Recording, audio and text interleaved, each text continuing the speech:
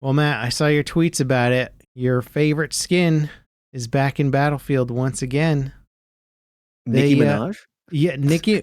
Well, aside from Nicki Minaj, that's coming in Battlefield 6, of course. But Okay. 2042 just got a new skin. It's remember the girl from the Battlefield 5 trailer with the fake arm? Oh yeah. Yeah. She's back? She's in Battlefield 2042 now. It's kind of, I think it's like a little meme, like Is unless she actually? Is she actually? I can't tell if you're joking half the time. No, I think she is, but they gave her a real arm. But Oh, the outfit is like 100%. it's identical. It's not 100%, but I think they're basically nodding to it. Like, Fair enough. see who gets this skin. Did you see the 2042 update, the Battlefield 2042 update? I did, yeah. They brought back Iwo Jima, and you can now get some cosmetic items if you play for Battlefield 6, Yeah, right? Yeah. yeah. So they're doing like a road to Battlefield 6 thing, which is kind of old school. I like it. It is weird jumping back into 2042 after playing Battlefield 6 for basically a week, almost 2 weeks. Did you jump in at all yet? I know you're I not. have not played, no. I do plan on checking it out, though. Yeah. Well, I'll throw this out there. It's weird going back from BF6 to 2042. The games are stylistically so different. Definitely. You sort of go, oh yeah, right. I remember why people didn't jive with this game when you jump back into it. That said, the Iwo Jima map is kind of cool. It's like the volcano is active. There's lava flowing out of it. You can do a beach assault and stuff. It's kind of neat. I'm sort of conflicted because they're putting content into a game that I'm like, sort of like, I'm done with this game. I'm not really interested in going back to it. DICE has said multiple times how much work it is to make a map for a video game. And let alone it's a big map with lots of vehicle combat. And so basically we're getting the big vehicle map in 2042 after we've been playing a whole bunch of infantry only stuff in BO6. It's not a big complaint. It's just a little one. I'm like, okay, like, yeah. So what it tells to me is that EA is very serious about Battlefield 6. They're like, Yeah. we have to have a hype train, and we're riding this all the way until October, and then hopefully October will be here. It'll be a fantastic launch, which the beta indicated that they're ready. Like servers, infrastructure was solid.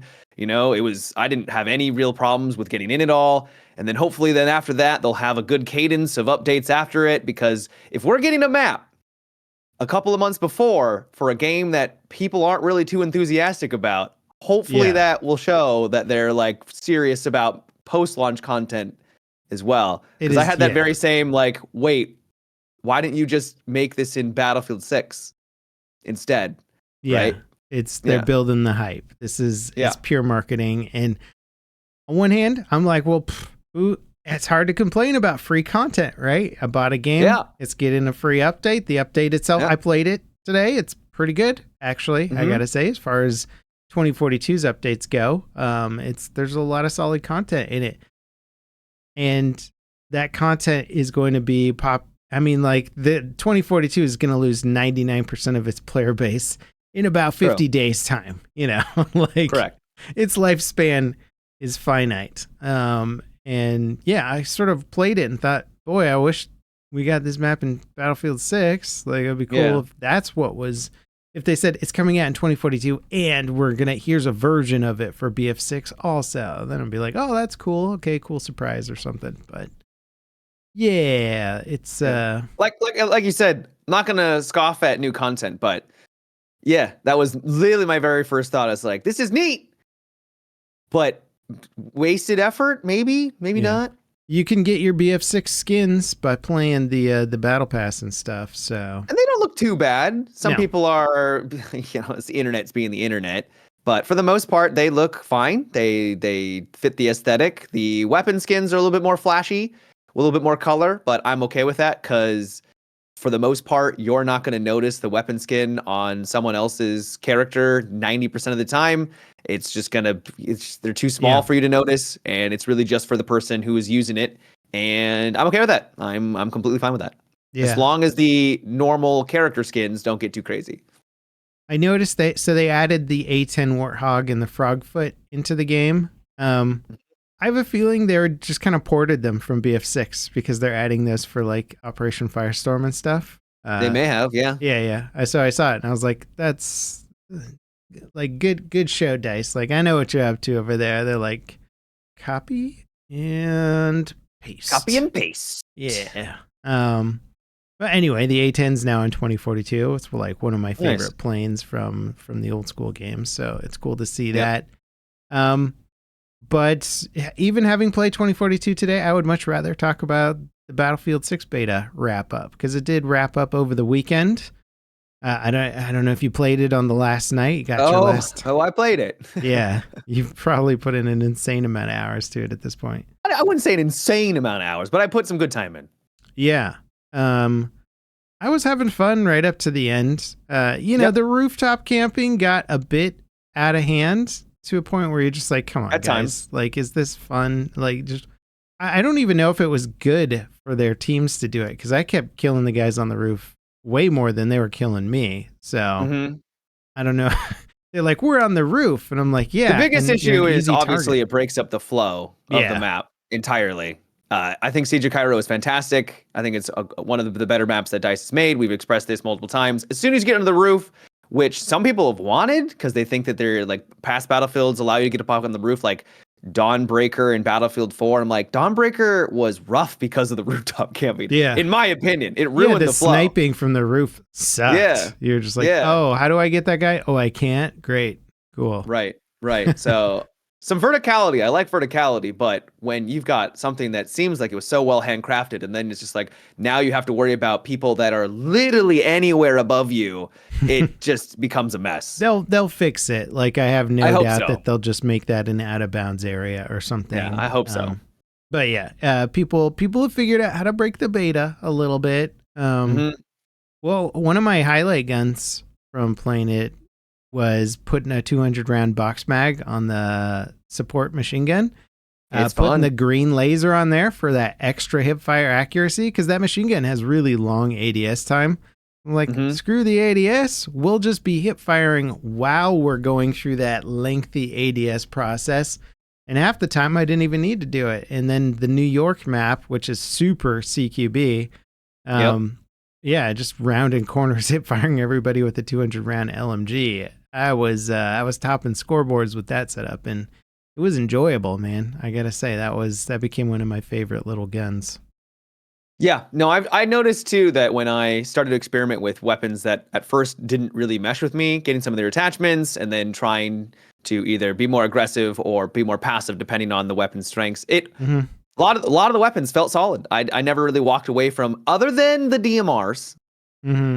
Most weapon classes felt really good. The second DMR is interesting because it's more of a long. Okay. Yeah, it's more of a long range. Like that can 2-tap. That one's all right. I was enjoying counter sniping with that one. I found it pretty darn good at that because a lot of guys would have a little damage anyway. So if you get a headshot, it'd be like a one-shot kill for them. And yeah, it's fast enough where by the time they realize they're getting shot, the second shot's already on its way. How'd you feel about Empire State? It's fun for a CQB map. Like it's fun, it's chaotic, it's got all that good stuff. It's just poorly timed with all the other CQB stuff. David Serlin commented on the whole like CQB thing, said, "Oh, this was intentional. You know, we wanted to show the crazy fast pacing of it, and we have all these bigger maps, and to compare it to like some of BF3, BF4 CQB maps, which is fair. BF3 and BF4 had their share of chaotic close quarter stuff as well. But yeah, we've discussed it. I think it was not the smartest thing to launch only CQB stuff. We predict, because week one, I felt like there was some negativity, but for the most part, people were really excited. You go on to like Reddit and the internet, and people were genuinely pretty happy with the first weekend. And then the second weekend rolls around, and we predicted it's going to be another small map. It's actually going to be the smallest map, and it was going to cause more problems. And man, did the internet explode. They weren't too happy about it. I agree with David Serlin in the sense that they showcased that this is, they can do close quarters just like past Battlefield games could do close quarters. Pearl Market, we've talked about it before. Yeah. I think the maps that are there are good, but I think they kind of shot themselves in the foot a little bit by just not including a Caspian border size map. It would have just alleviated a lot of these concerns. You could argue Liberation Peak is kind of larger, but not a lot of people liked Liberation Peak. The fact that it's only... What's that? Not a lot of people really liked Liberation Peak, though. That was the problem. It wasn't like a really cool Caspian border style map where everybody's like, this is pretty cool. Like, I like the layout. It's fun. It was just kind of a whatever map. Somebody did a poll. Okay. I saw a poll on Twitter on like which maps people like the most and the least. Cairo got like, 80% of the vote. Liberation Peak like a pretty distant second, and then the two CQB maps were like barely any vote, which is interesting. I don't, you never know which demographic is voting there, but if that represents the bigger player base, I don't think it is, but it probably not. You're probably it's not. It's the old school Battlefield fans, but first, it at least showed that the old school fans are not particularly interested in tons of CQB maps. They're like, give me the classics, man. Give me the greatest hits. Yeah. The big feedback I heard was that it's exhausting, and I get it. Like, you play these CQB maps like the entire time. What's nice, because you play back with Battlefield 4, you bounce between a gold mud railway, then you might switch to a lockers, you might switch to something in between, and you got this nice cadence, you got this nice variety, and you didn't really get that. You only got just, for the most part, with a little bit of variance with Liberation Peak. Also, that's BF4 on a good day. Let's be honest. You join up a server in BF4 and it's 24/7 lockers and Metro. And then you get the like 24/7 Gold Mud Railway. And you're like, can I get like some variety in this playlist over here? You do have to pick the right server. Yeah. Hopefully that will be something, because obviously one of the big controversies with this game is no server browser for the base mode stuff, only for the portal related things. So hopefully they can get a nice cycle going in there. I did notice when playing Rush, it put me on the defender side a lot by default. Yeah. And I wonder, because a lot of the assignments were about capturing flags. I love how they're going back to the roots of crappy assignments in Battlefield, where they're like, here's an assignment that you can only complete if you happen to get placed on the attacking team. And you're like, all right, I've played 3 rounds and it put me on the defending time 3 times in a row. So I've made 0 progress on your assignment over the course of an hour. And some people can't play for hours and hours and hours and hours, right? Yeah, they're going back to the crappily written assignment stuff that I've like vented on DICE for like decades at this point. I'm like, assignments are fine. Just write something that makes more sense, that anybody can jump into and can adapt to the assignment. It's like we saw all the guys on the top of tanks over the course of the beta repairing them. Yeah, but I'm actually okay with that one, because man, but they really doing it for the assignment. Teams that you need to repair tanks, because tanks are flimsy without a repair bot. Yeah, you need that teamwork. So I actually kind of like the dynamic of actually having to take out all of the repair boys before you get to the actual tank. True, but if you're trying to get the repair assignment, it was an absolute nightmare, because you're just like, okay, so I got to repair what is essentially the full health of like 30-ish tanks to get this assignment done. And then you got like 5 dudes fighting to repair a single tank. You're like, okay, so I'll have this one done in a quick 10 hours, All of my friends that I talked to, that was the last one they did. Not because they didn't prioritize it, but just took forever. I decided not to do it. I was just like, nah, DICE isn't gonna get me slaving over these terribly written assignments this time. That's fair. Rush, good or bad? Hate it, love it. I think it's okay. I do think that the problem that they've run into past Battlefields is that when you don't design a map specifically around a game mode and you try to shoehorn it a little bit, even though they say they've made set pieces around the map so that every single part of it can be integrated into the different modes, you run into issues. And I think they've run into some issues, unfortunately. Bad Company was a game that was pretty much designed from the ground up around Rush a lot of the times. Almost all their modes were specifically, and it was one of the best games, lo and behold, for the Rush game mode. Well, and some of the maps didn't even cross over, I don't think. I think some of the maps were like this is Rush, and you could do it in Conquest, but it's a garbage experience. Just play it in Rush. They did eventually add Conquest to them, and you're right. What happened is they just didn't work because they were all linear, and it was like it just didn't function properly. I'm not bothered by the smaller player count because I think that Rush and even Breakthrough in a lot of ways are better with lower player counts. Maybe Breakthrough a little bit less depending on how they go about it, because there was some great Battlefield 1 moments. But so I'm okay with the 24. I don't think 32 all of a sudden magically makes it a better experience because one critique I heard was the maps are too small and there's not enough players. I'm like, what? So, I was getting more kills on Rush than I was on it was chaotic rounds, enough. I don't know if it needed more players, unless they meant I want both at the same time. I want these maps to be larger and also with more players, and that is a good. I understand that.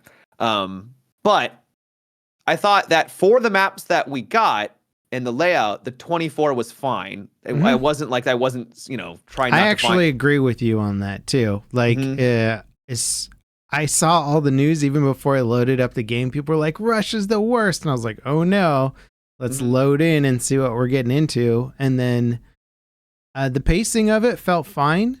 And the fact that you have to arm 2 MCOMs, like, do you remember how insane that was on like a bigger mode in like BF3 when it's like arm the MCOM with like 20 people looking at you? It was like, it was really challenging. Yeah. Total chaos. I feel like Breakthrough has filled the niche of the larger push game mode. Agreed. Yep. So why replicate the exact same thing with a slight twist on the rules of instead of being in a zone, you arm a thing? Like that's not a really fun twist. So give me, having a smaller push game mode, I feel is more interesting than just replicating a similar type thing. But it did have some map balance issues, and there was quite a few maps where like the Liberation Peak, the attacking team, I remember being on defense. It's miserable. Yeah, they just couldn't cross the area. There was no cover for them, and I was just sitting there bored. Anytime a dude poked his head up, like 20 snipers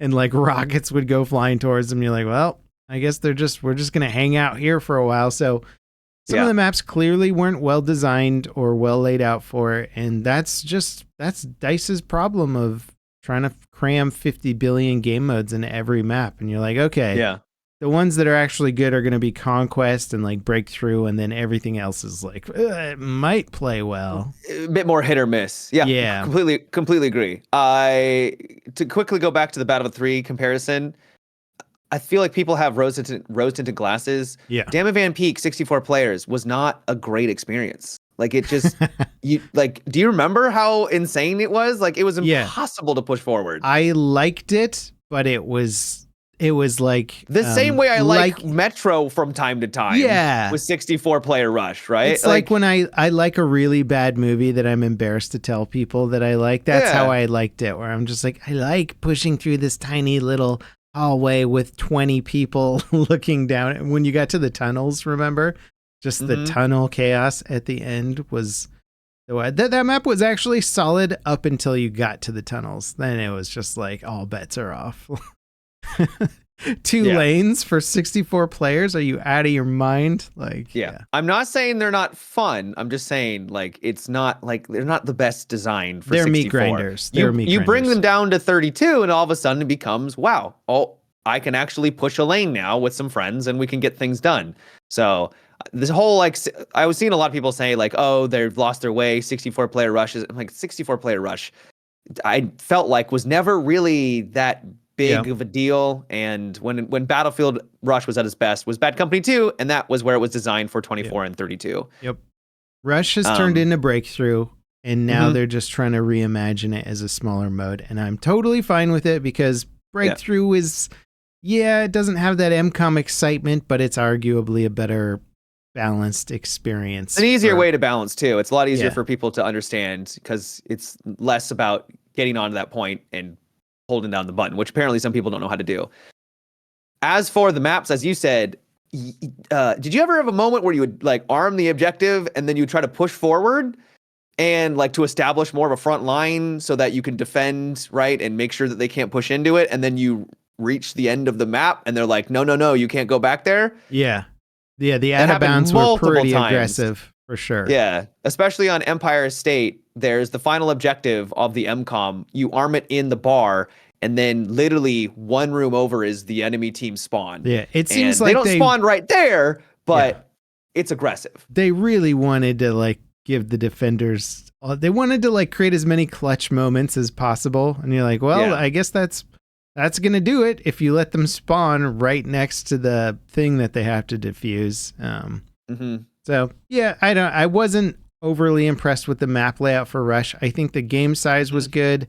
There was definitely some points that played out really fun, really chaotically, and like I said, using that 200 round machine gun on Rush, I could shoot through their entire team before needing to reload, and it led to some fun moments where you just get a flank off and turn in a corner with like 5 dudes with their backs turned to me, and like you're like, oh, nobody's gonna turn around in time. This is gonna be fantastic.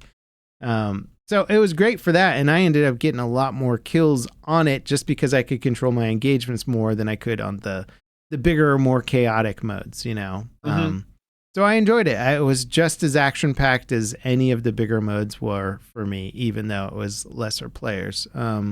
But yeah, it just needs more work on the map balance and all that stuff. And personally, I would rather that DICE just spend all their balance time on the bigger, more popular modes. But they're gonna balance it out over all their modes, and then we're gonna get a bunch of mediocre balance that's gonna get slightly better maybe as time goes on. But did you see the map sizes got leaked? A data miner put out the map sizes. I did hear about it. Yeah. So one thing I did see was someone was making comparisons because everyone's comparing map sizes now. Measuring their map sizes. Measuring their map sizes. And lo and behold, the maps in between the objectives, like the furthest points, were about the same size as some of the other small maps from previous Battlefields that were really popular. Who could have seen that coming?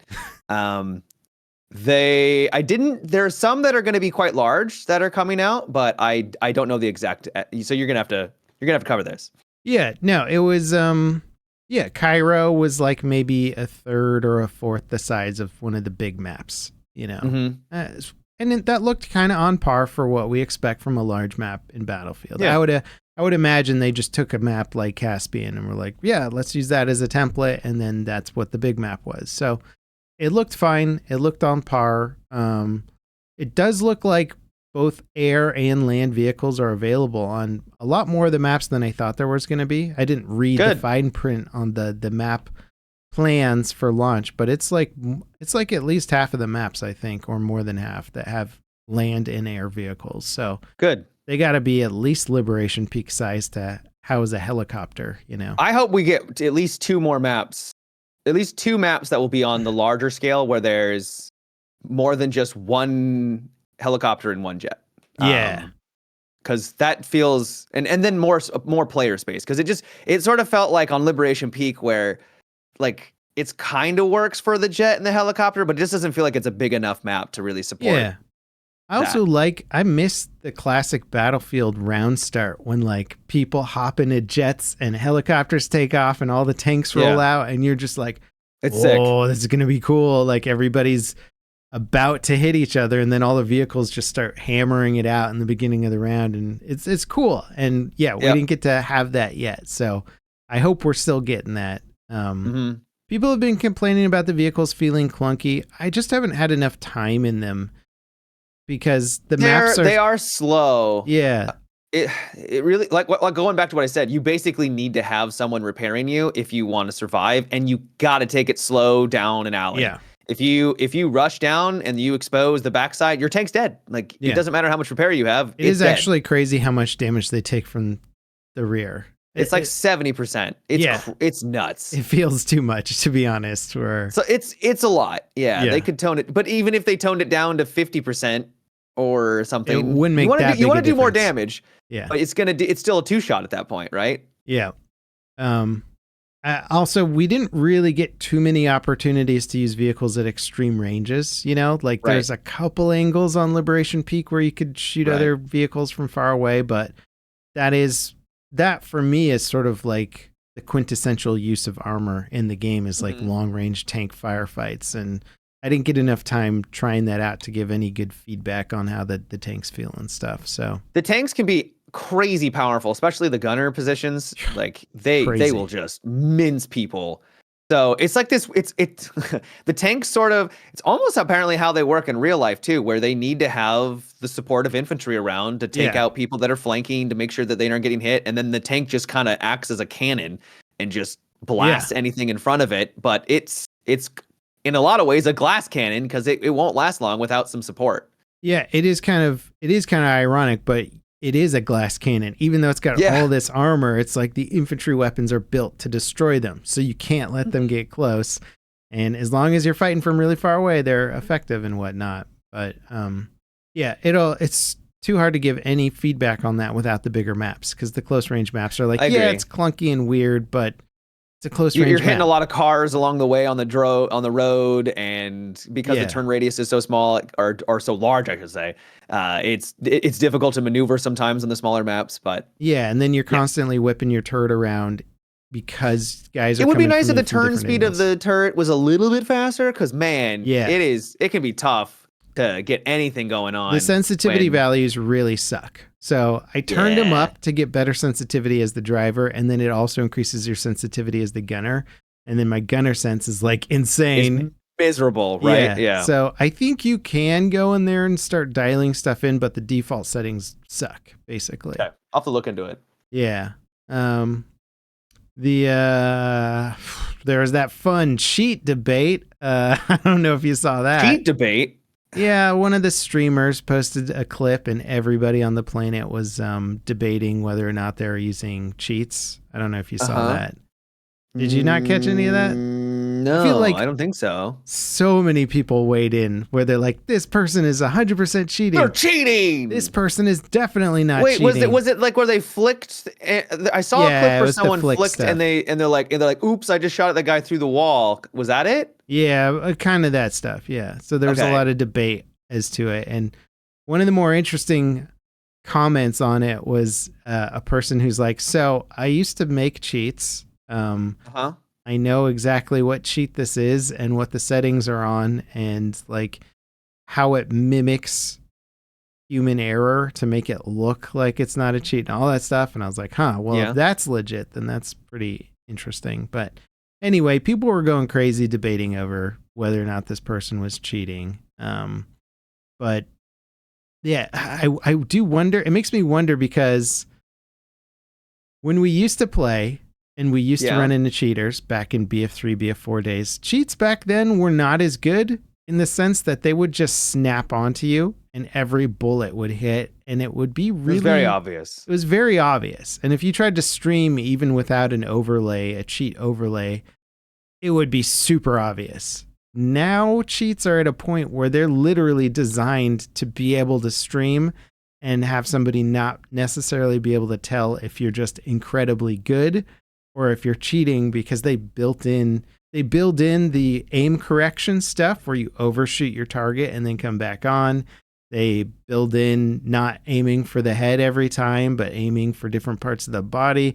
They try and mimic realistic human accuracy as much as possible. Right. And then you can dial those values on your own to be like, it's too good. Let's dial it back a little bit just so I don't look so like I have to play a little bit. So I actually have to play a little bit. Yeah. So that kind of stuff muddies it up so much, because now you're just like, did we just not know about this person who's potentially one of the best Battlefield players of all time?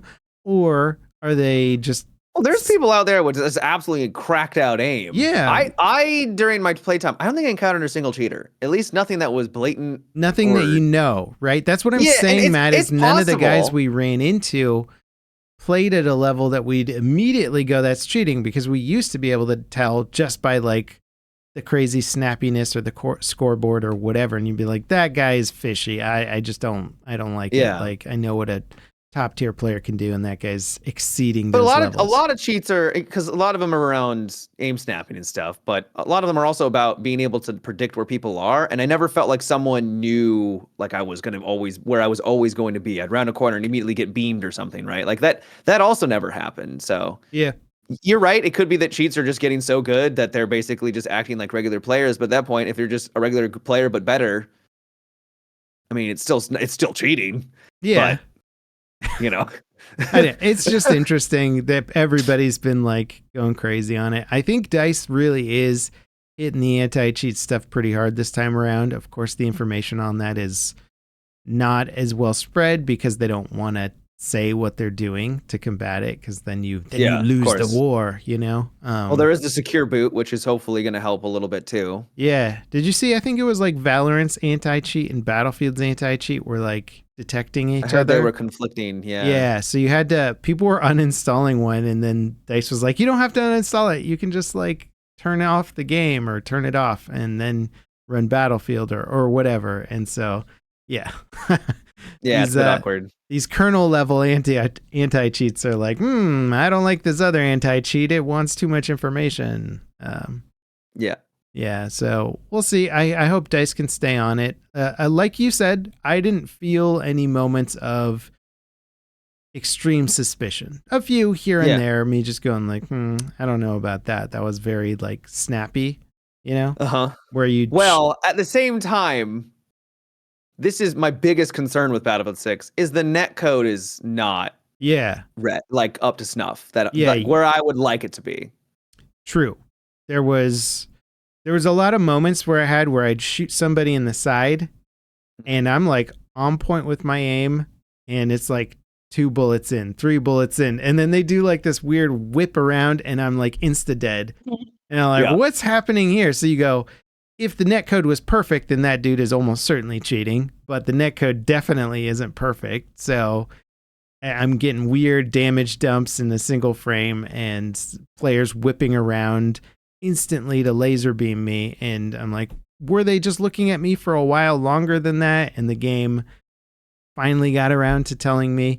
Netcode's been an ongoing problem for Battlefield games. They have one of the harder problems to solve, which is, how do we handle 64 players in a multiplayer game with good, really tough reactive netcode? Because that's a lot of information. Yep. And it's all got to be, I guarantee you, it's like really complex logic where they're going, okay, the distance from this player to that player is only 20 meters, so let's give them higher tick rates. But this player at 60 meters, let's give them medium tick rates. And it's probably calculating all that kind of stuff. So you might be getting different experiences depending on engagement ranges or what you're looking at, and all that. I'm sure it doesn't ruin the game, but I was starting to play around with it a little bit where I would be shooting at a group of guys and I would take out one and then I'd think to myself, okay, I haven't gotten hit yet.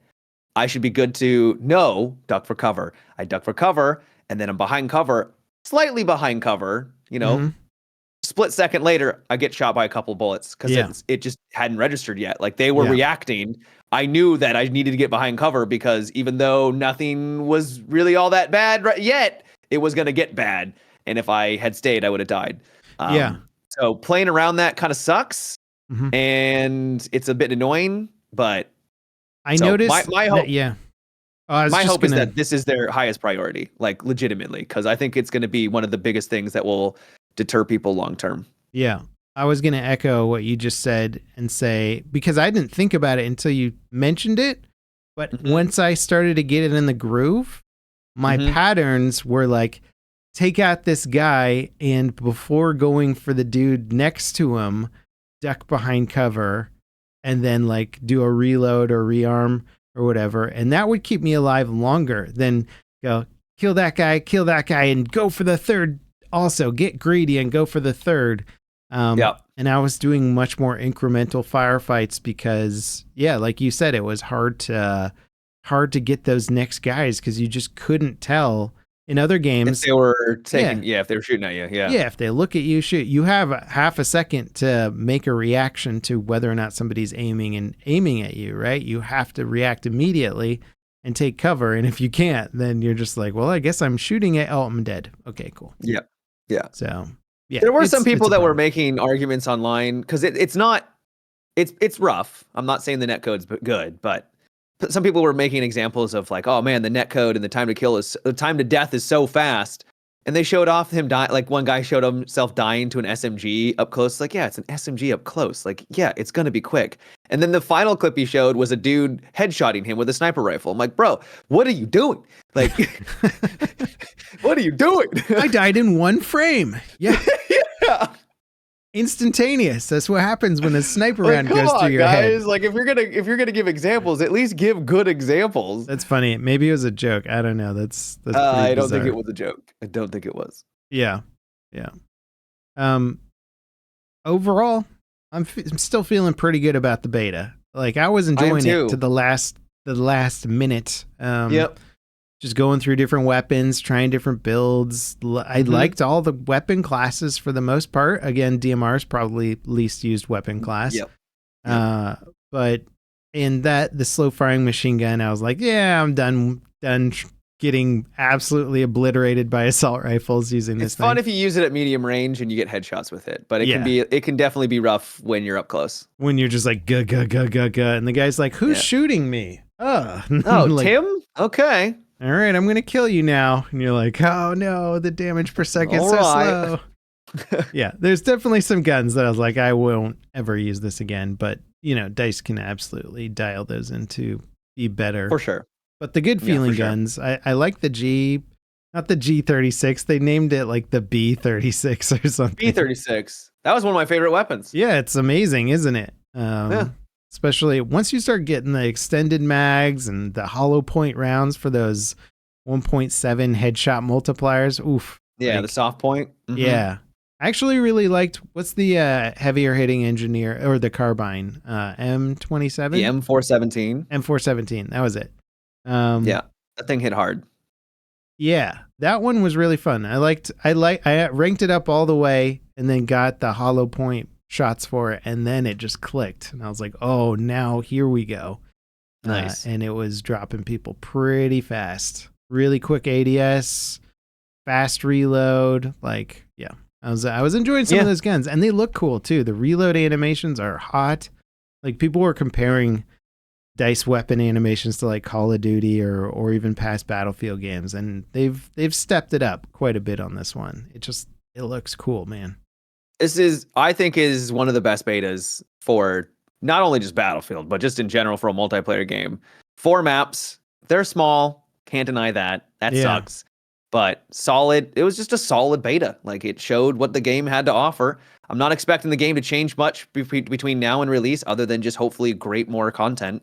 Yeah, and some balance. There'll be some balance changes. There'll be balance, but like they're not changing maps. They're not going to fundamentally change their game modes and stuff like that. Like I'm not expecting that because there's no way that they're going to be able to do that in such a short amount of time. Yeah, but definitely balance changes and hopefully fixes and like not allowing people to get on rooftops and stuff like that. Yeah. Well, and now we have 2042 to carry us over for the next 50 days, man. It's going to be great. Yeah, there we go.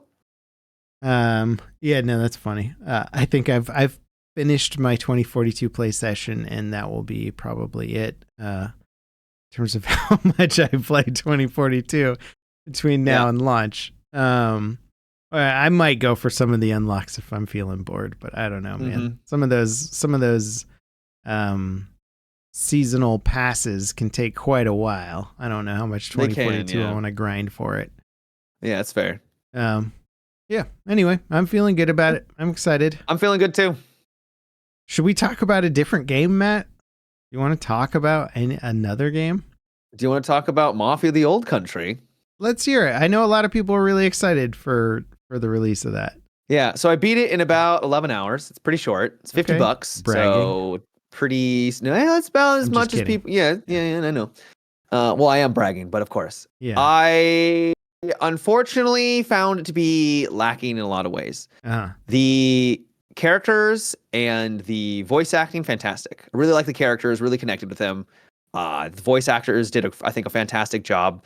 The Dawn, you start the game as a no one, and you find yourself attached to the mafia. And there's these great moments where this guy kind of guides you along, and He's like, okay, is he kind of ready for the next step? Right. It's all done with like facial animations though. And it's like very subtle. I'm like, ooh, this is actually pretty well done. Right. Cool. They're not like, you're ready for the next step, buddy. Come join the family of the mafia. So you basically slowly join the mafia. And the story is pretty well done in that respect. Like, who is it? Marlon Brando, who did the original Godfather, you know? They do the voice, yeah. They do the very like make him an alpha. The very exactly like whisper. He can't refuse. Yeah, pretty much. Very, very whispery. But the voice actor did a good job with it. It didn't sound like forced. Okay. So really enjoyed the story up until the end. It's very cliche. Aliens. The end is it's VR. It's a VR dream. Yeah. It was a what? VR dream the whole time. You're just in VR. No. Okay. It wasn't that. It wasn't that bad. It was just very predictable. You see it coming from like the very beginning of the game, and it doesn't really deviate from that at all. And some of the characters start to become a little bit more cartoony. Do you think video games are limited on their stories because you kind of have to survive, right?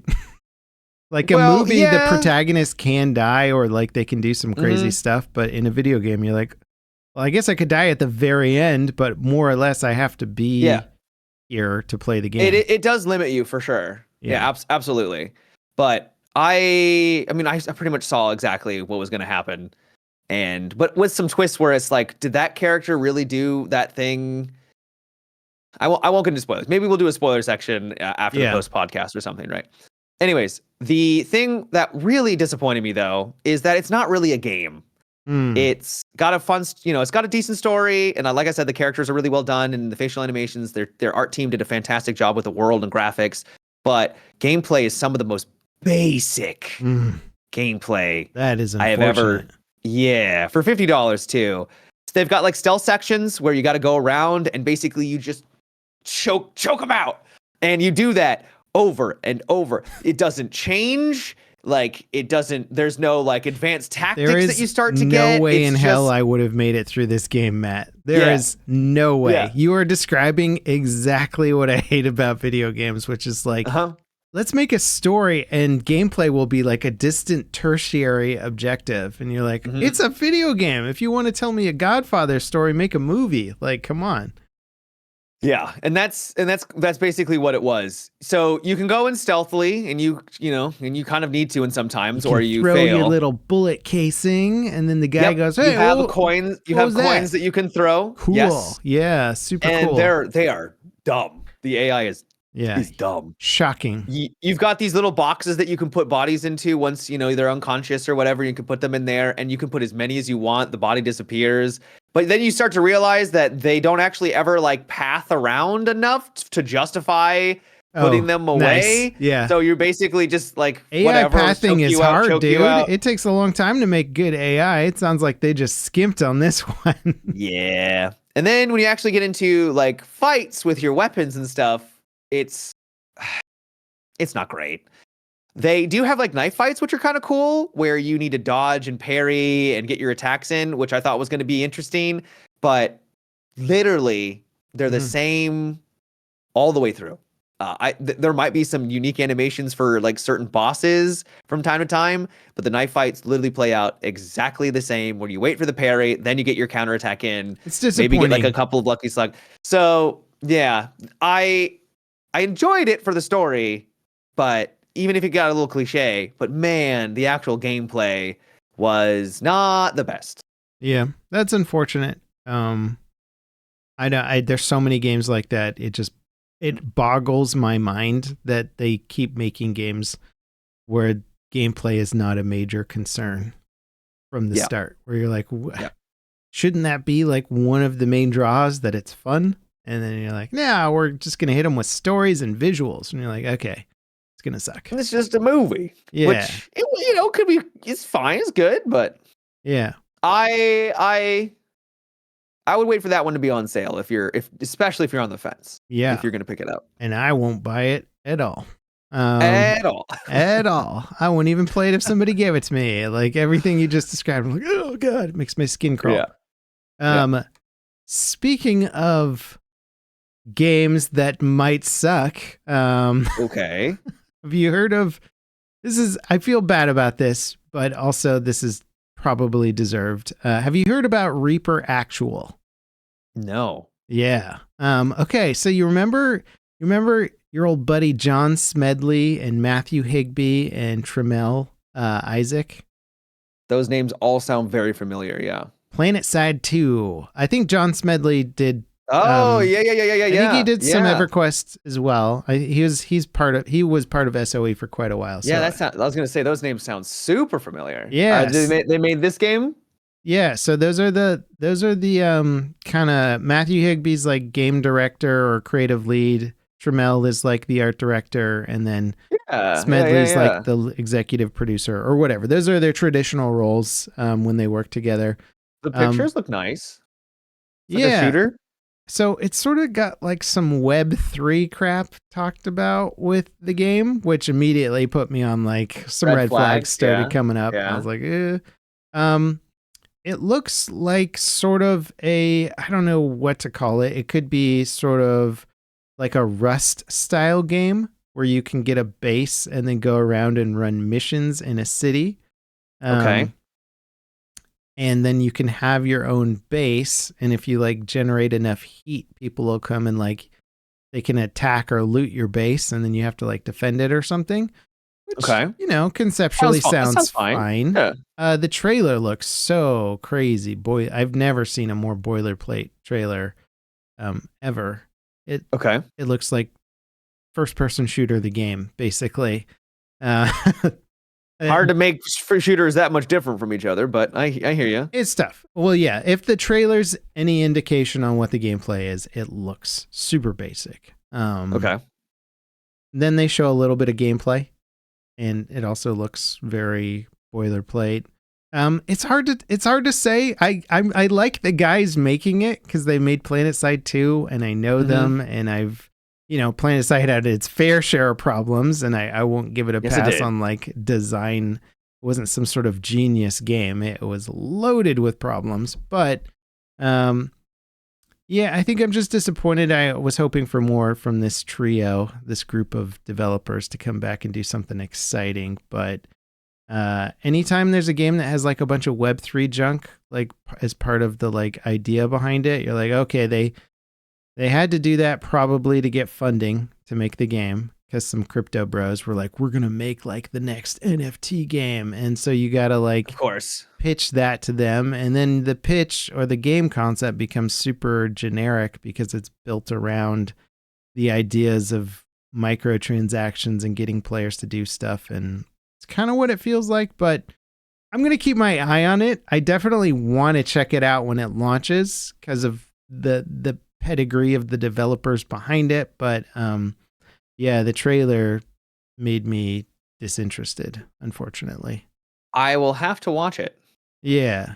Because I like the idea of a Rust style game. The trailer will make you laugh because of how cliche it is. There's like scenes with like, there's like a squad of guys holding up like a detonator, and then they hit the button and the building behind them blows up, and there's like the scene of like the military dude going like, all right, guys, let's like, it's just so cliche. It really does look like FPS the game, where you're like, okay, if you told ChatGPT to make you a trailer of like a military FPS of like a PMC military game, that's exactly what it would look like. But anyway, we'll see. I was just more surprised to hear their names and then disappointed to see what it was attached to. What they had created. Maybe I'm wrong, Matt. Maybe it's amazing. You can fly helicopters in it. So the next best thing, and you just don't understand vision. I don't get it, man. And also, I'm going to be getting all those. If I don't buy those NFTs or whatever they're making on Web3 at the start, then I'm going to lose out. People are going to be lose out on like, all that money, bro. Level Cap said this game was going to be dumb, and he didn't buy the Hawaiian Island shirt. Who's the fool? And now it's worth $1 million. Yeah, I could have had it. I saw Superman, the Superman movie. How was it? Very weird. That's not what I was expecting you to say. It's just weird. So the director is the guy who did Guardians of the Galaxy. Yeah. James Gunn, I think is his name. Yep, that's his name. He has a style that I think He worked really definitely has a well style. in the first Guardians, and then it started to get pretty old with everything else he did. Mm-hmm. It's just a super quippy style, right? It's sort of Yeah. like, but Guardians, the characters managed to like get a bit more depth to them. This movie had like that sort of very zany, quippy style, which feels weird when combined with Superman because I don't know. I feel like we've been conditioned with Superman because he can be goofy too. But yeah. I guess. Yeah, but the whole thing around him, just everything felt very zany and goofy. I didn't not like it. I just didn't know what to like. I was kind of confused the whole time where I was like, the vibe of everything feels like Guardians, weird. But if Superman was like in Guardians of the Galaxy or something. Okay. All right. I liked Lex. Lex was a fun character. So over the top, so insane. None of his plans make any sense. Where you're like, why are you doing this? Because he's a genius. Yeah. You're not a genius level, Cap. You won't understand. You just don't understand. I know. It's like, hey man, I got $10 billion.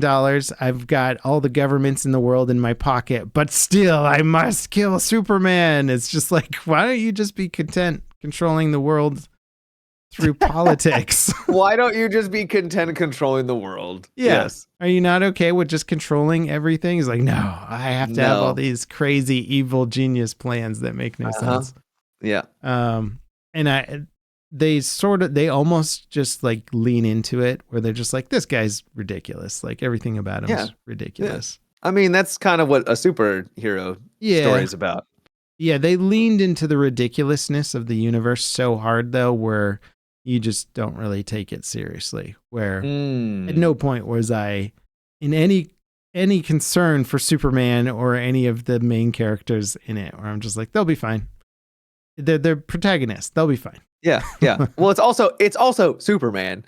So yeah, I know. How did you like the Superman? Did you like him as a character? I thought he was fine, to be honest. Okay. He's more likable than the Henry Cavill Superman. Where he's, more jovial and joking and that kind of thing. Yeah. So I thought he was fine. Yeah. I didn't mind him at all. It was more of movie tonal stuff that I had issues with. I plan on watching it eventually, but I'll have to get around to it. Yeah. I give it a check it out if you want some sort of like weird take on Superman. You know what I wish they made? Did you ever hear about the, who's the guy who directed Beetlejuice? Tim Burton. Okay. So Tim Burton does all the wacky, zany movies, Edward Scissorhands and weird Willy Wonka stuff. And I'm sure I'm missing all his big stuff. He was going to do a Superman movie and Nicolas Cage was going to be Superman. Oh, yeah. Did you hear about that? I did. I think they might have made a movie about trying to get that movie made or something. And it looked insane. Like Superman was just fighting crazy mutated monsters and stuff. And wasn't there a like homage to that in one of the more recent? I think maybe because they did like a multiverse thing for I want to say The Flash, and I haven't seen it, but I remember seeing a clip of I thought it was Nicolas Cage's character in a Superman outfit fighting a giant spider. So okay, Applesauce in chat says yes in the last Flash movie. Oh man, yeah. Now I'm gonna have to see that. Yeah, just so I can see Nick Cage as Superman. Oh man, I wasn't planning on seeing that movie, but I guess I have to now. Yeah, just for Nick Cage. Yeah, I'll watch anything with him in it. I don't think he's really in it. It's more of just like his image. Sure, I get you. Yeah. Oh, it's not like a cameo. It's like sort of a. I haven't seen the movie, so once again, okay, you'll have to watch it. You'll just have to watch the entire movie just for that one moment. Yeah, but yeah, he's not. I don't think it's a speaking. I don't think he speaks. Unfortunate. Yeah. And now I'm thinking about the last thing I saw him in, which was that movie in which everybody on the planet starts to dream about him. Oh, was that any good? Yeah, I liked it. I really liked it a lot. He plays the most weaselly character. He's not even a beta male. He's like beyond beta male. Just like this guy that you're just like, don't you have any self-respect, man? Like, come on. And yeah, and everybody on the planet's like dreams and is obsessed about like the most uninteresting person basically on the planet. It's very funny. Anyway, Okay. I liked it. I enjoyed it. Fair. What is Abyssus? Is that a game? Abyssus, yeah. Abyssus. It's a game. It's an indie game. Oh. It's a roguelite where you are I think your crew gets basically crashed in a submarine in like Atlantis, essentially. Okay. You're in this, you just kind of, you spawn into this area, this underground cavern, and you go on trials like you would in Hades or what have you. And Wait, you what? have, You don't go on trials in Hades? What do you mean? you go on, you literally go like, you know, go on an adventure, you know, oh, you okay. I start thought a you meant mission, like somebody was like, you're on trial for your crimes. You're not, no. Okay. No. Got it. So you go out. Sorry, I got to choose my words more carefully. You go out and you pick your weapon at the start. You've got primary fire, secondary fire, and a gadget. That's all you got. Is it first person? What is this? It is first person shooter. Okay. And it is a game where, just like in Hades, you fight waves of enemies through different zones. You go to the next area and you get an upgrade. And that upgrade will give you some sort of perk on your primary fire, secondary fire, or your gadget. Okay. And so like one will be fire, one will be ice, stuff like that, right? And you can create some pretty busted builds with certain weapons where like that's the fun of it, right? Is to go in just like in Hades, where you make it work and it's just like you just the room just gets deleted. Yeah. Right. When you get the build that you're going for or get like the good item and you're like, oh, this is gonna slap. And then the fun starts. So one run I had when I was playing, it's also co-op, which is really cool. You can have up to 4 players, so you can play with buddies. And I was playing with my friend Sidekick, who he was doing fine. He was doing really well.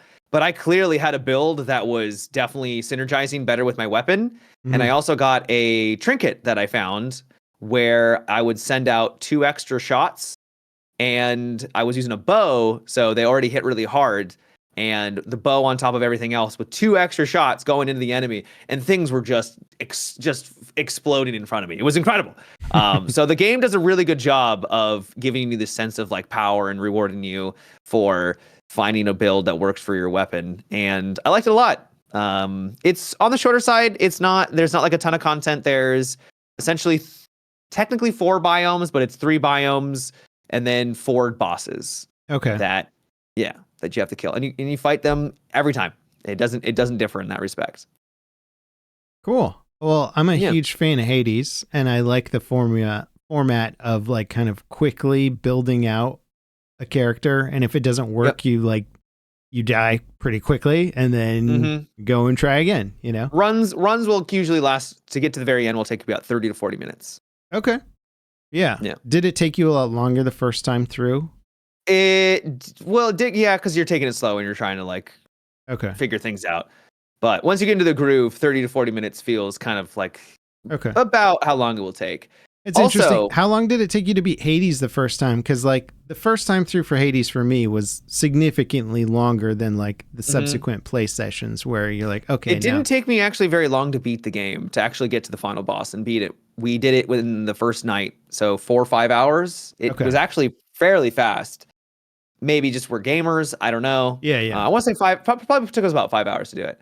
Okay. The nice thing is that there's a meta progression. So when you kill a boss, it will drop these little, I think they're soul shards or something, and you take them back to this big wheel and you level up your in between runs, basically, right? So you'll get more gold at the start. Your weapons will do a little bit more damage. Things that assist you along your way to make. Then do you add modifiers to your run to make it harder? You can do that once you beat the game, right? Yeah. So you can make it more challenging. But what's nice about that tree, that meta progression, is that it takes you like only about 6-7 hours to fill it up, and then you're done. Then you're not having to worry about it anymore. So it doesn't feel like a slog of like, oh, it's going to take me another 20 hours to get all of the things unlocked to finally feel like I'm playing the game the way it was designed to play, where everything is where everything you have is powerful. So I Yeah. like that. I actually thought that was nice that it didn't take forever, because sometimes they get a little bit too grindy. Yeah. But all in all, I really enjoyed it. It has some issues here and there where it can get a little samey from run to run, but it's $20.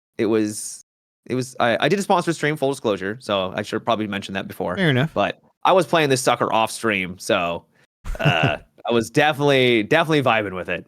Cool.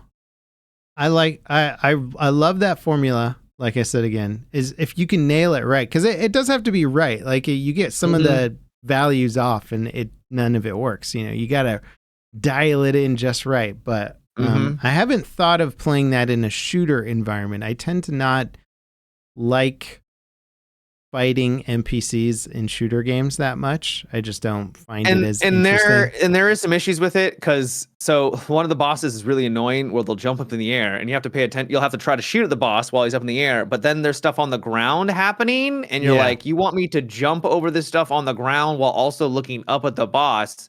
So it can get really awkward. That's why I like Hades, because it's top down and you're like, right. It's a well tested format for boss fights. Right. Yeah. Right.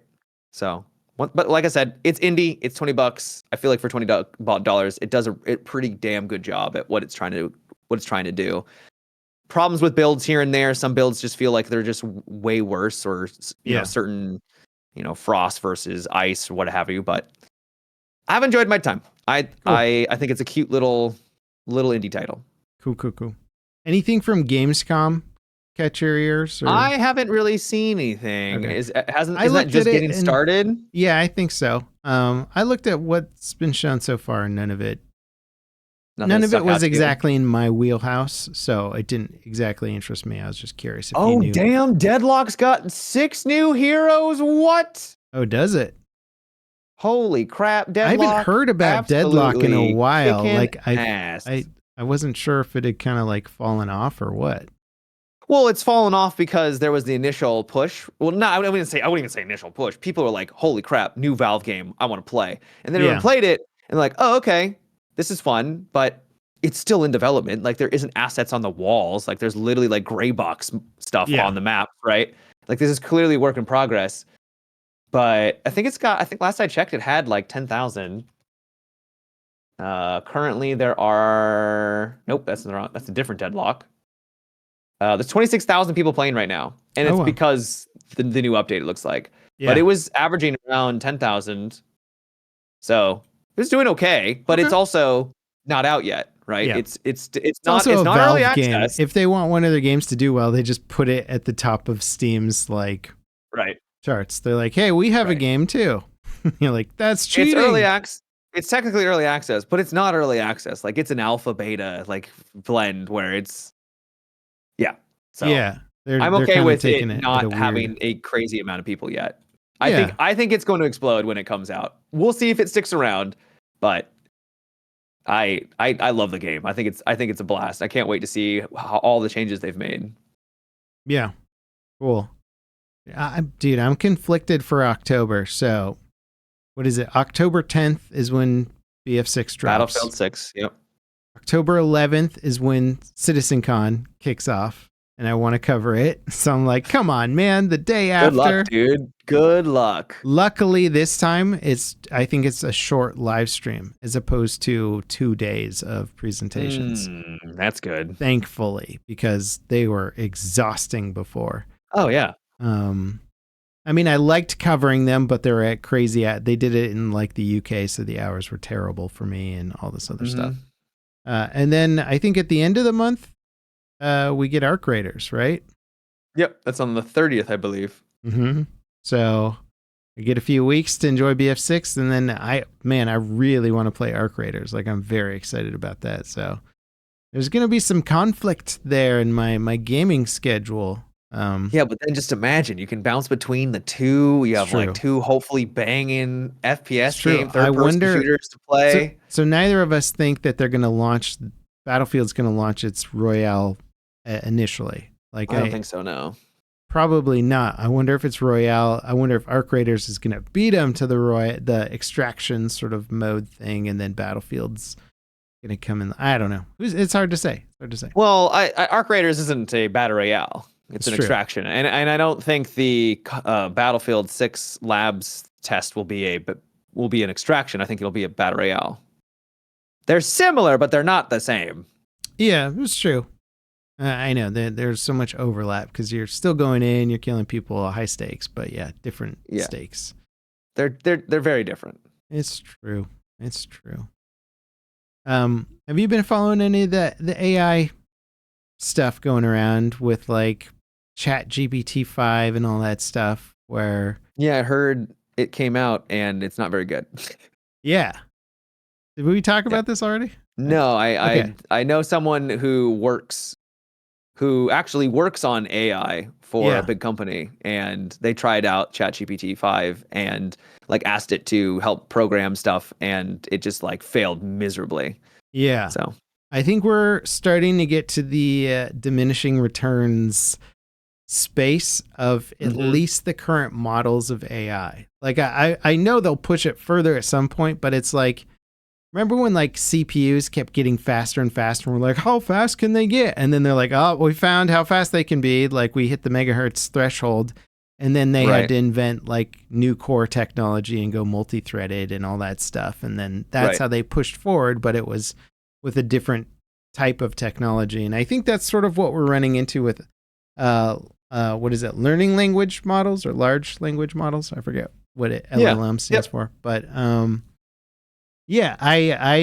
been using ChatGPT all the time because it's just become so useful for everything. Like I was figuring out what kind of tree to buy for my backyard because I want to plant a tree, and it was like giving me the exact recommendations for my exact location and which ones would be easy and which ones would get.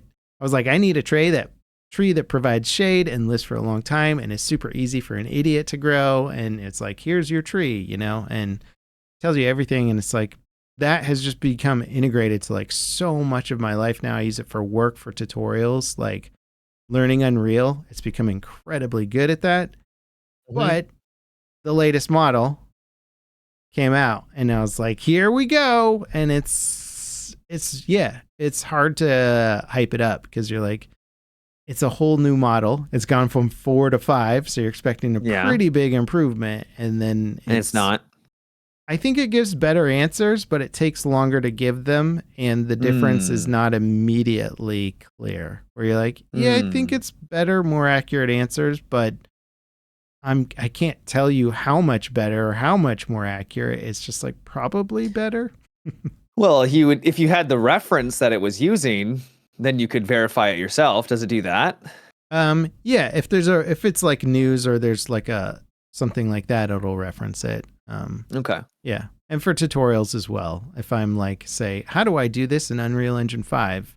It'll usually give me a pretty stuff accurate like that answer. It's got to be super helpful because that's the thing. That's one of the biggest things about using the internet, like just a Google search it pushes it beyond a Google search, right? Because usually like I need to try to figure out, but then you have to like find the post that someone's made. If it can just straight be like, no, we've done that for you. Here it is. Like that's incredible. Yeah. I don't want to. I'm gonna walk this back a little bit. I'm gonna give ChatGPT 5 a little bit of credit here. I asked it a question, I think this morning, that was like really specific about like draw calls and using packed level actors, and like if I nest a packed level actor and another packed level actor, what happens to the draw calls? I was like, try this one on for size ChatGPT. Like this is a super specific, nuanced question, and it gave me a very good write-up on exactly what I wanted to know and referenced the exact like writings about how it works and all that stuff. And I was just like, whoa, okay. That's cool. This is something that I don't think it would have been able to answer a year ago. I would have asked it and it would have been like, it would have told me something. And as soon as I researched it, I would have been like, this is totally wrong. Like it doesn't know what it's talking about. This time around, I was like, I mean, it's the kind of information that I would have to talk to a true expert of like game development to have them explain it to me. And I'm like, oh, so that's kind of exciting. It's just not quite as flashy of an update, I think, as people were because and it's part Sam Altman and the whole company's fault for hyping the crap out of their new models, where they're like, Yeah. this is gonna be the future, and you're revolutionary. Like, I guess it's gonna and then be it's like, not. Yeah. I do think we are starting to get diminishing returns on the current model, though. So it'll be interesting to see where it goes. I don't think we're gonna stop seeing improvements. I just think we're gonna hit little plateaus, and then the industry is going to figure out how to grow it more in other ways, and then they'll do that. But I think we're plateauing right now. You're probably right. Yeah. So anyone's guess how long it takes before we hit that sentient, chat GPT or whatever. My biggest worry with AI is everyone's going to start offloading all of their thinking to AI, and it will become problematic. Yeah. No, I can totally see that. Where do you know people that will like ask questions and never actively try to learn from those questions, and then they never learn because they just offload that information to you? I don't know about learning. I think it's an incredible teacher. So like rather than having to go on Google, find a website that has the information you want, scroll through the website and get the answer, you now have the extremely fast interaction of just being like, what's this? And then it tells you. Yeah. So in that sense, it's a great teacher, and then it can give you the information you want quickly. Right. And so I know a lot of people that do that, which I don't think would translate into it thinking for you, but instead it just teaching you much quicker. I'm not saying it like thinks for you. I'm saying you like you use it as a hard drive space, right? Almost, right? I'm probably not describing this very well. I know people that like, have you ever played a game with someone and then you try to play that game off, who was like guiding you through things, and then you try to play off by yourself and you're like, holy crap, I don't know where anything is. Yeah. I've run through this multiple times, but they were guiding me through it.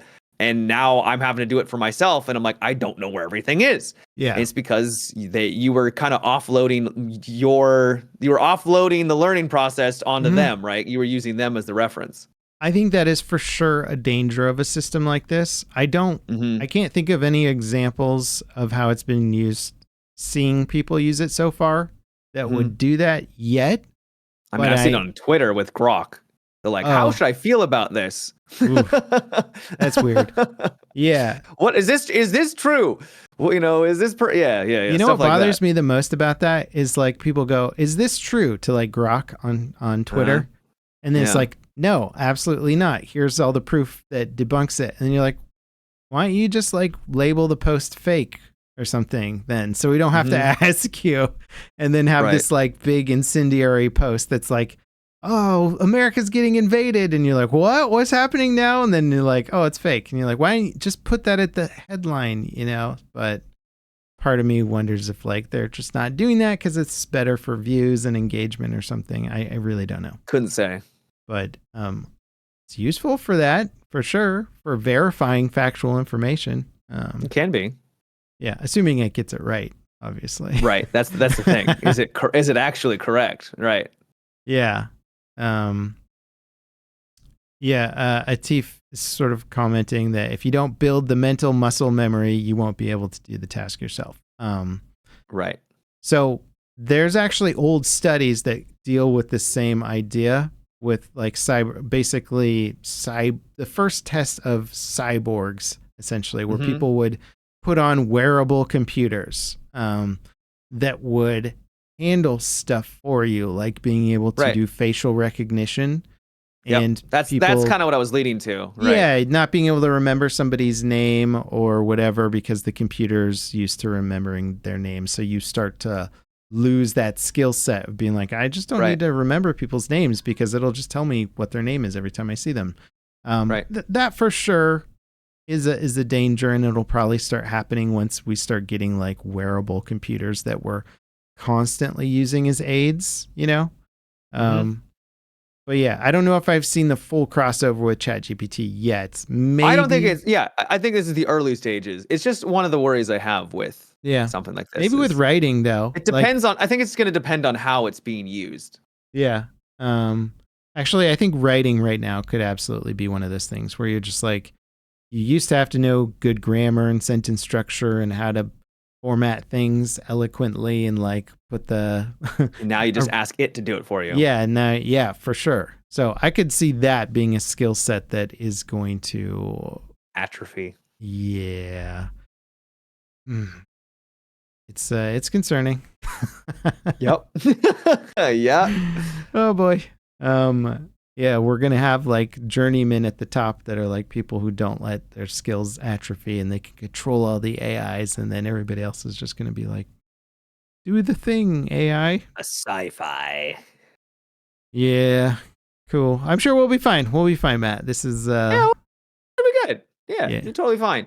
Totally fine. We already got our AI cheats playing games for us, you know. I mean, miserable. I know. That's the thing that gets me that weirds me out the most about cheats, like especially ones that are using the new AI cheat stuff and image recognition stuff, is like you're just not playing the game anymore. Yeah. So what's the fun in? I don't know. It's like I don't know. Do you want to play a racing game where it races for you? Like you may as well just not play a racing game. Yeah, you're basically just watching a movie at that point because you're not really interacting with it. Yeah. Yeah. That's the thing where I can't figure out the appeal. You know, I get that there's some sort of like social weirdness in there about like, you know, I'm better than people or they think I'm better than them or whatever. But yeah, it's like, all right, is that enough of a reason to buy a game and install a cheat for it? And then clearly enough for some. Yeah, it is. I mean, yeah, last podcast we talked about how big that industry is. It's a big industry, man. Yep. Yeah. Isn't it crazy to think too that like so much of the cheating industry is propped up on the fact that you can make massive profits from selling cheats, right? Right. We've more or less cracked down on the majority of cheat making in like the US and like Canada and I think a lot of European countries too of like they find the companies that do it, they sue the pants off of them, and then they stop making the cheats, you know? But so a lot of them is like they're made in China and other countries that are just don't care, don't doing about it, enforce it. But like this might be solvable if this countries change their policy on it, you know, and actually crack down on it. Yeah. Because I read an article a while ago that said like 90+% of cheats, 99% of cheats are made in China. Wow. And so it's like, okay, if they could crack down on it, then what does that mean for cheating on a global scale? Does that mean it would actually really reduce in terms of like potentially until they move to another country that has lax regulation around making cheats? That's true. Yeah. And then it's true. And then you just have to play whack-a-mole until every country gives a crap about game cheats, which most likely won't happen. Yeah. Yeah, everybody will go to Dubai or something weird. It's where you go. Couldn't tell you their cheat policy. Yeah. No, that's where you go if you don't want to pay taxes. Dubai. That's what I hear. Yeah. You're about to make a ton of money. Go to Dubai, Matt. I will make a mental note of that if I ever make loads of money. I don't know if that's good financial advice. It might be. Probably not. Probably not. Yeah. All right. You want to wrap up the podcast there? Anything else? Yeah, that sounds good. Yeah. Yeah. All right. Well, no Battlefield beta next weekend. We're just gonna have to go back to playing 2042, baby. Yeah. Woo. Iwo Jima, baby. With I'm excited to at least try it. Yeah, it's got hot lava this time. Cool. And a fire tornado. And a fire tornado? I'm just messing with you. Damn it. That'd be sick. That would actually be cool. I'd turn my head for a fire tornado. Ooh. Well, everybody, thanks for dropping by the podcast. If you guys want to support us further, check out our Patreon. That is linked below. If you sign up for the Patreon, you can come watch us record this live, chat with us, and have a little post-podcast session where we hang out, talk about life, love, politics. I don't know what we talk about, but stuff. And even if you don't sign up, Matt's still going to give you great advice every single week. Take it away, Matt. So my advice this week is, as we just discussed, ChatGPT and other AI tools can be a great benefit to your workflow. But remember, you still need to learn and use them as a tool and not allocate your hard drive space and stuff for learning yourself. Yeah. Matt, do you remember when I uploaded your voice to an AI and then played you saying stuff from an AI? I don't remember that. No. Oh, okay. No. I'll send some to you. Why the hell were you using? What are you doing that for? I didn't give you the rights to do that, boy. It was one of our early podcasts where I did a joke intro. That was like a radio intro. I think I remember that. Yeah. And I needed some lines from you, and I was like, "Well, this isn't going to make you laugh if you know that it's coming." So I had to upload your voice and then did text to speech using your voice model. I was like, "Dear God, this is too powerful. I have too much power." And yeah, that's creepy, huh? Yeah, don't do that. All right. Well, we'll see you next week, everybody, assuming the AI doesn't get us before then. But thank you all so much for watching. We'll see you next time. Bye-bye. Take care.